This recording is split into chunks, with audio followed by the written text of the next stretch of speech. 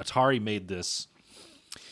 It was the same kind of deal, except like the shape of it and everything. Except all it was like a keyboard. It was like a computer. It was basically. like the 5200. Yeah, it was like kind of, but it was like a keyboard. It had a slot to put in cartridges, but it didn't take any of the games that like were on the 2600 or whatever.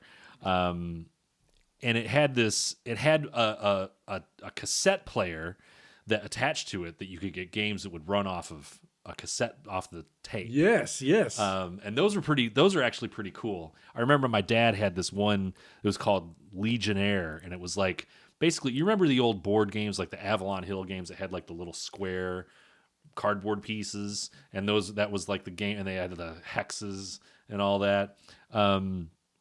That was like what this game was except on a video game. I thought that was crazy cool. And then the tape would get stuck, and you'd have to start over.